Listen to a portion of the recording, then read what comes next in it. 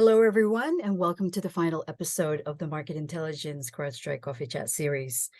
My name is Marianne Antonelli, and I am the CrowdStrike Marketing Campaign Manager at TD SYNNEX Public Sector. If you've been with us before, we are on episode number 8, and as mentioned earlier, this is the final episode for Market Intelligence. That's great. The good news is that we are working on syndicating all the episodes so you can access them on demand. But for today, the topic is top targets, a look at California and Texas IT. If this is the first time attending the Coffee Chat series and would like to access the previous episodes, please let us know. But like I mentioned, we are going to syndicate the episodes so you can access them on demand. And just as a reminder, this is an exclusive webinar for CrowdStrike's authorized resellers. This webinar is brought to you by TD SYNNEX Public Sector, an authorized CrowdStrike distributor and the premier government solutions aggregator. Next slide. And before we get started, let's go over a few housekeeping items. Your lines will be muted for the duration of the webinar. However, if you have any questions throughout the presentation, feel free to drop any questions in the Q&A field and chat field. This session will be recorded, and right before we conclude today's episode, please be on the lookout for a link to a very short survey. Tell us how we did so we can make adjustments for future Coffee Chat episodes. Maybe some, never know. And as always, if you have any technical questions, please message Felicia directly in the chat. Next slide, please. And now for a brief introduction for today's featured barista. Ivan Mafia is a senior analyst within TD SYNNEX Public Sector's Market Intelligence Organization, covering the state and local and education markets.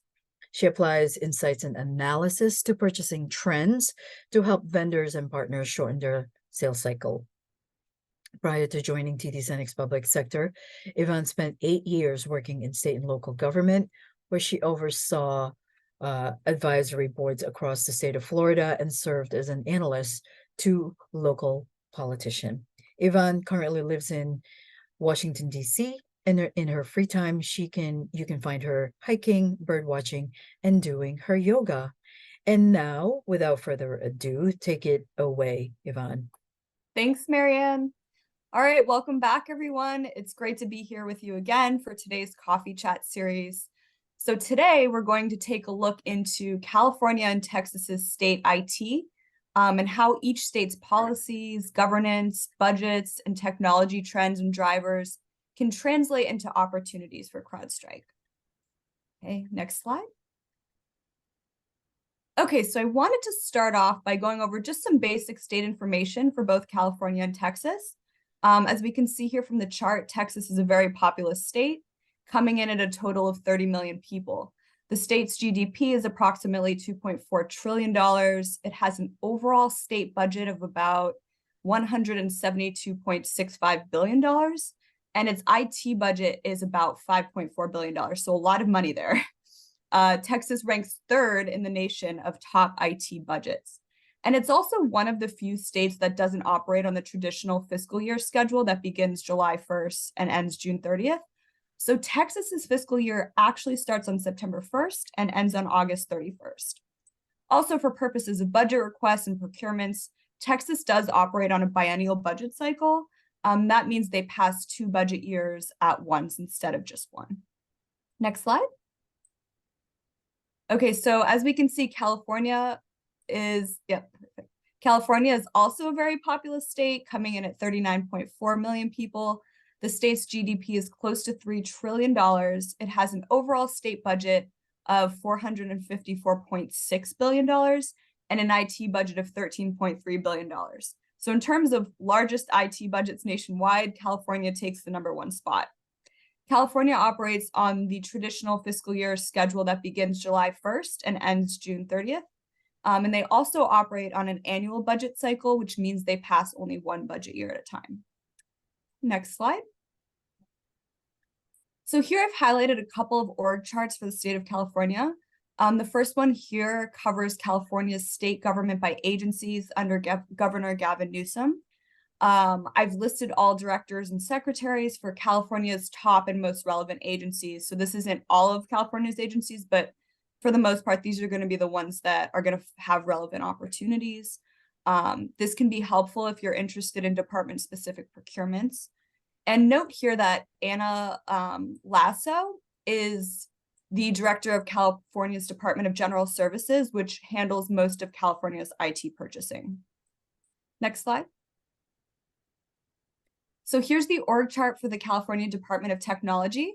The CDT handles some IT service and consumption contracts, and they are responsible for the oversight of statewide IT strategic planning, project delivery, procurement policy and standards, and enterprise architecture.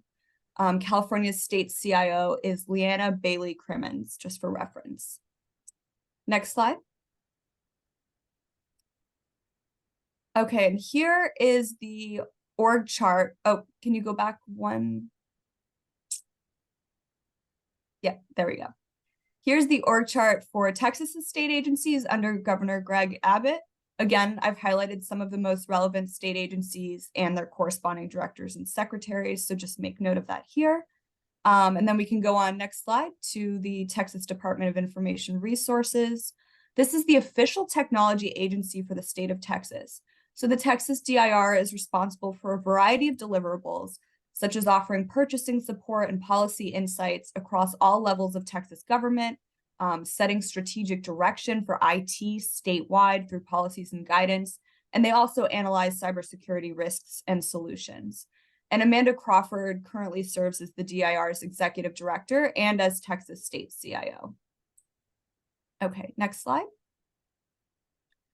So California has a very robust and a bit complex of a procurement program. And the SLED community within California actually has their own procurement shops set up, including down to the county level. We hold the CMAS contract, which is GSA based, and agencies and localities can purchase off of this.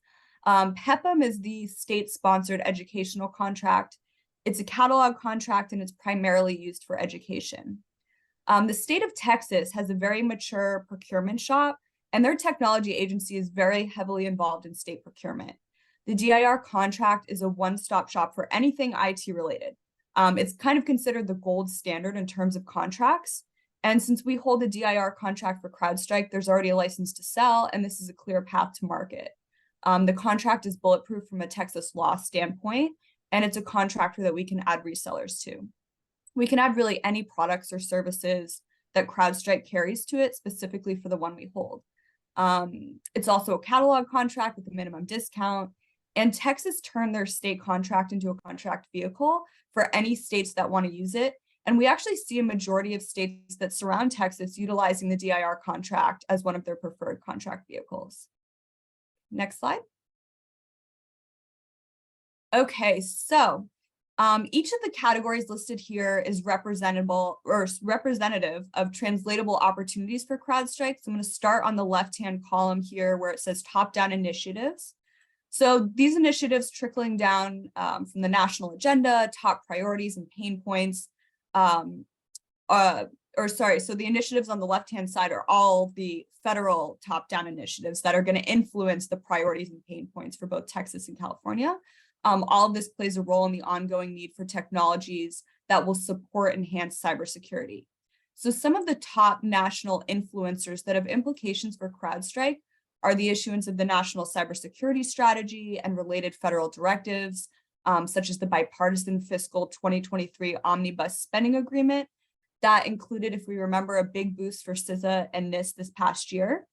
We've also seen federal efforts to combat ransomware influence state leaders' security agendas, such as executive orders and Congress's establishment of the Joint Ransomware Task Force, which is an interagency body that's aimed at decreasing the frequency and severity of ransomware attacks.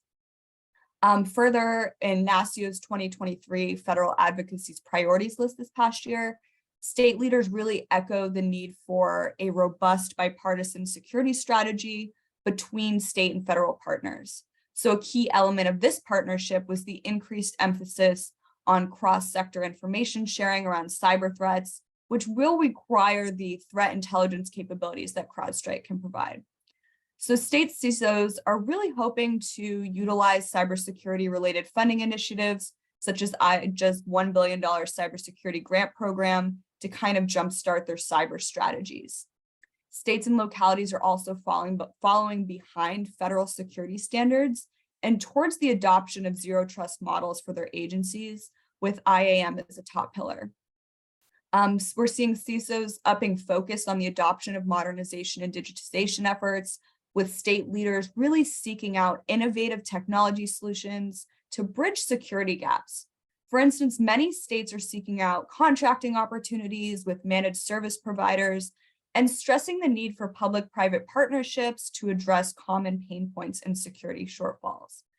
And the White House K-12 cybersecurity initiatives that were released over the summer of this year really focus efforts towards the creation of digital infrastructure that's equally safe, accessible, resilient, and future-proof. So these initiatives also included the proposal of a $200 million K-12 cyber resilience pilot program, which would exist separately from E-rate funding if approved. Okay, so the next slide, which moves on to the drivers for Texas. So in this column, I wanted to highlight relevant trends and drivers for the state of Texas. So we'll start with the Texas Department of Information Resources. They created a strategic plan that outlines top priorities through 2026.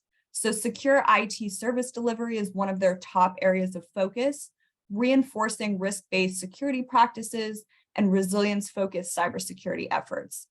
Now, DIR's strategic plan speaks to state-specific legislation related to these priorities. So, for example, Texas Senate Bill 271 requires state and local governments with computers housing sensitive information to report all security incidents, such as a data breach, within 48 hours of discovery. The DIR also launched a portal for local government agencies to report cybersecurity incidents in order to meet compliance with this legislation. Now, Senate Bill 475 funded endpoint detection and response technology for state agencies. We have House Bill 4018, which requires state agencies to develop and submit IT and data-related service plans on how to enhance modernization and security. This legislation also established the Technology Improvement and Modernization Fund. Now, in 2022, the Texas DIR partnered with Texas Angeles State University to operate the Pilot Regional Security Operations Center, and also to provide Texas local government entities with cybersecurity support. So the center provides security monitoring, guidance, training, protection to help customers prevent and recover from cybersecurity incidents. In 2019, Texas DIR also created the Texas Cloud Adoption COE. That's really prioritizing the acceleration of cloud adoption throughout state government. So the state has focused on taking a cloud-first approach, encouraging public sector agencies to move to the cloud whenever possible.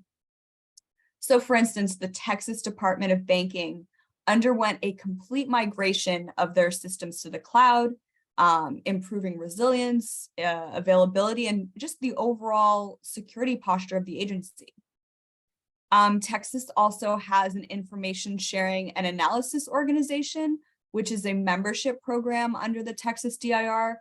And this provides public and private sector groups in Texas with the opportunity to exchange information about cyber threats and security strategies.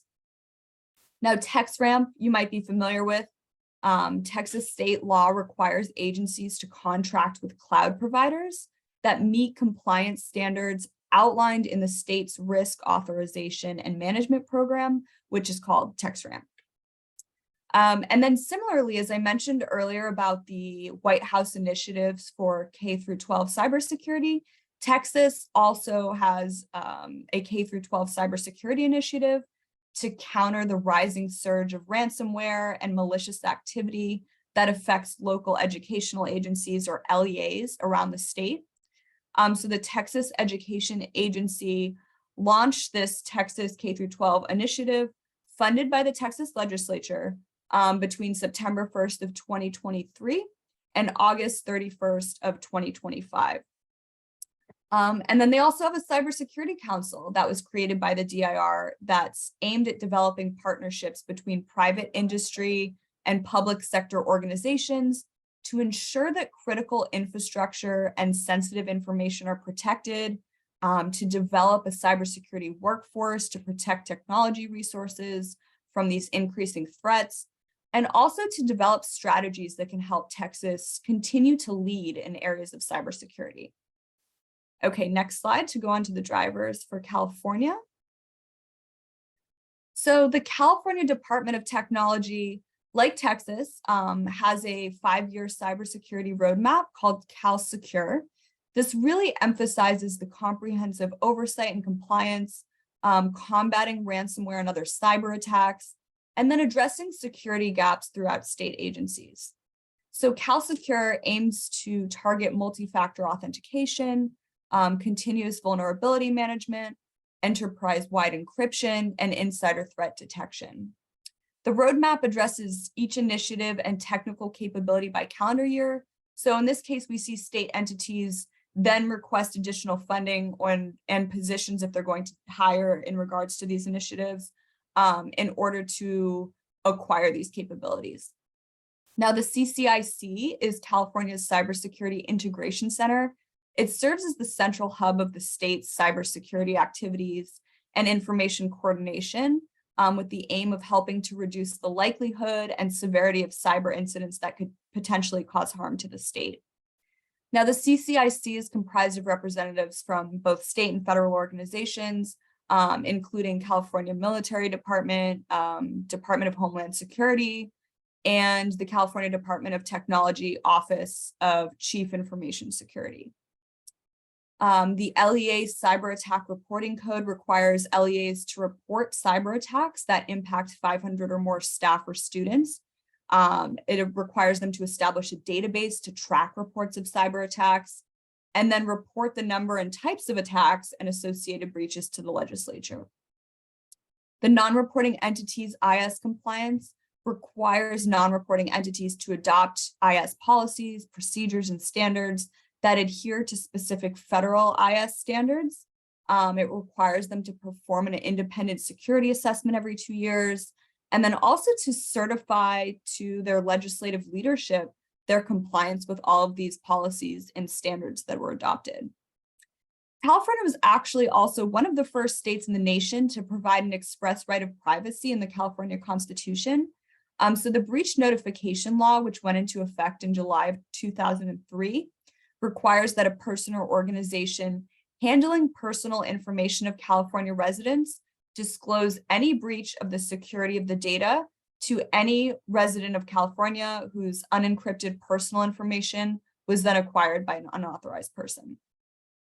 Okay, so next slide, we're going to go on to some of the pain points here for both Texas and California. So one of the reasons why we see all of these laws is that Texas and California both rank in the top 3 for highest number of data breaches. In 2022, for example, the FBI received over 21,800 complaints of a cyber attack, specifically a business email compromise scheme, totaling around $2.7 billion in reported losses. Now, of that total, around 1,900 were in Texas, with about 260 million in losses. Texas also ranked 3rd in the number of total victims of internet crimes and 4th in the reported losses for those schemes. That's according to the FBI's Internet Crimes Report. And then in terms of California's, some of their pain points, they remain woefully behind in regards to general oversight and management of state agencies' protection of critical public information. So the lack of oversight and transparency within CDT has been a huge roadblock to successful audit reviews. Most recently, the CDT came under fire in an audit that found the agency struggling with long-term strategic planning and project oversight, leaving state agencies open to cyber attacks and other compromises that can shut down critical government functions and then potentially cost the state millions of dollars, right? So the department's also still struggling to fill staffing gaps, which is another component of their non-compliance and poor audit reviews. So California agencies statewide are still slow to modernize. We're seeing a lack of MFA implementation, and hybrid and remote work models pose additional security challenges. For instance, last June, a job search site run by the California Employment Development Department went down. The outage was the result of an attack against a vendor, which then affected dozens of states nationwide. And there was also a ransomware attack last December directed at the California Department of Finance. One more point to mention is that California is also the most heavily regulated state in the nation, with a total of 395,608 regulatory restrictions. So to put that into perspective, states typically have about 135,000 regulatory restrictions in administrative rules. Okay, and then next slide, we're going to just go over quickly solutions. So Texas and California state agencies clearly need to have a way to reduce attack surfaces and ensure regulatory compliance while managing emerging risks. So this is a great opportunity for CrowdStrike's threat intelligence tools to come into play, as agencies need to have the visibility and capability to detect patterns and become more resilient. If they can identify emerging threats and have pattern visibility and continuous monitoring, they lessen the potential of a serious breach or attack. And all of the legislation that I went over and the initiatives coming down at the federal level and also at the state level for both Texas and California really signify that cybersecurity is going to continue to be a top priority for both of these states.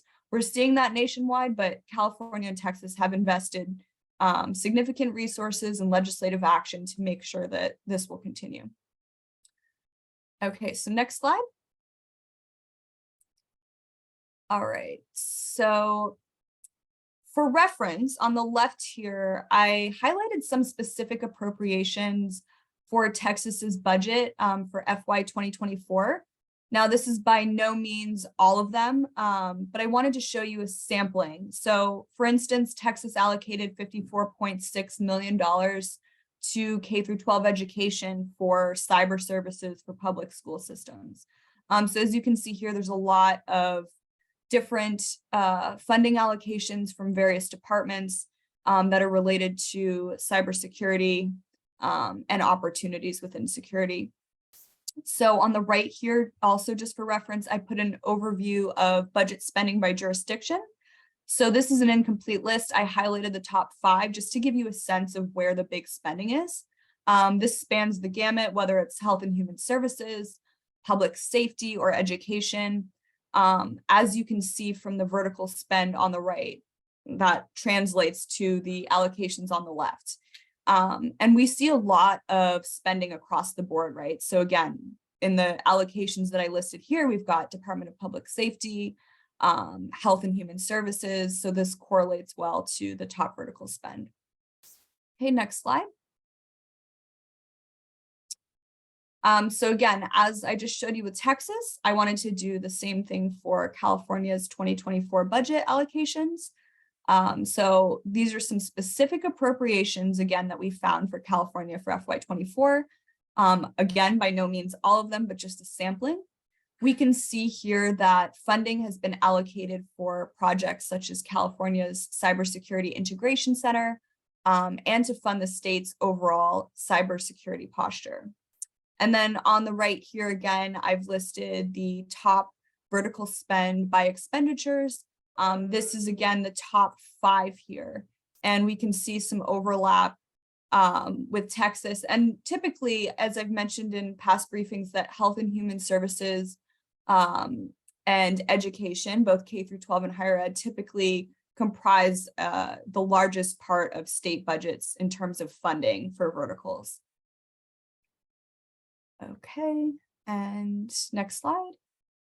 All right, so that concludes the end of my presentation. Thank you for joining me today, and I'm going to go ahead and turn it over to you now, Caleb.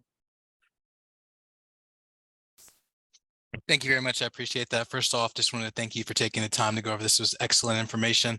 As you all have seen, there's also a survey that's been dropped into the chat. So if you guys could take the time to make sure that you complete that, we'd appreciate that to get your honest feedback on ways we can improve this and continue these types of things in support of CrowdStrike and their partners.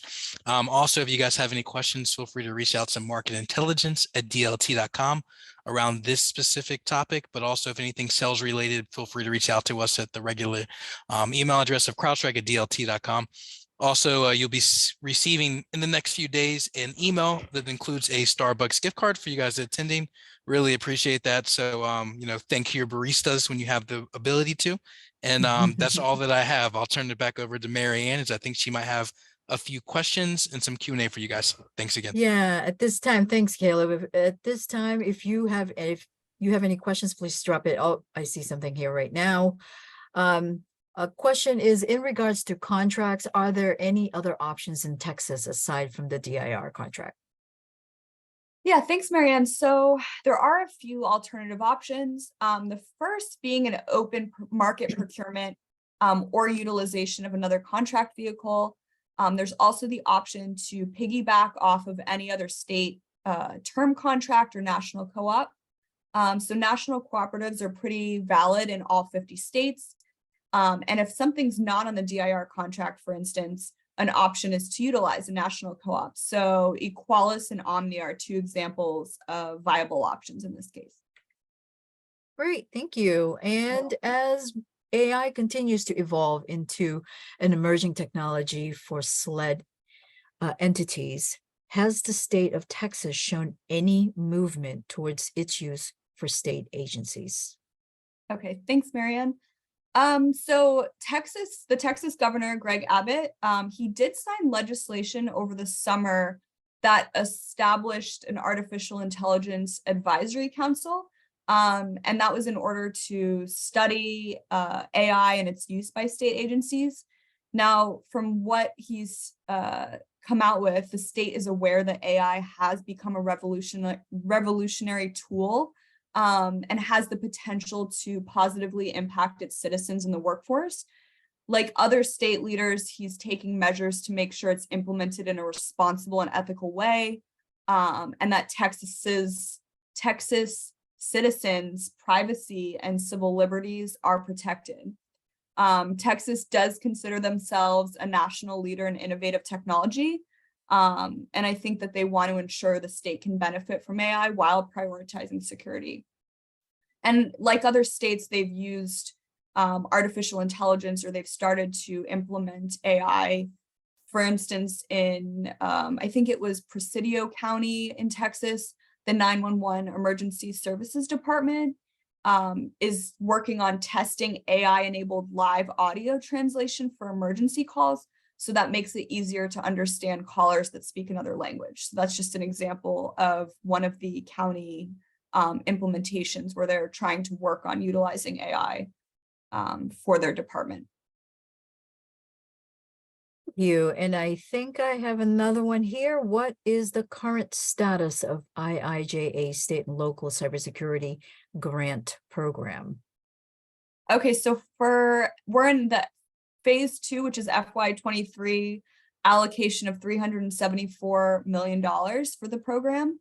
During FY22, states really focused on establishing appropriate governance structures, and they began to develop their cybersecurity plans with an emphasis of improving capabilities of the state to respond to cybersecurity incidents and just become overall more resilient.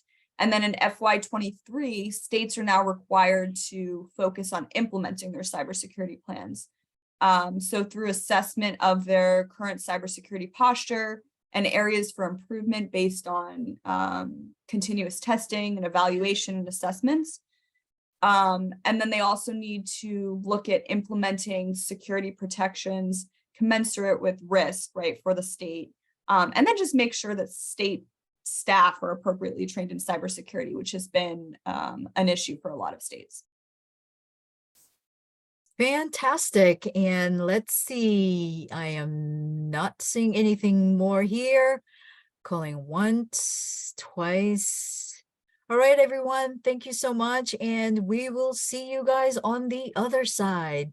Thanks for all your support, and be on the lookout for the syndicated version of these, so you'll have access to it on demand. Thanks, everybody. Thank you. Bye.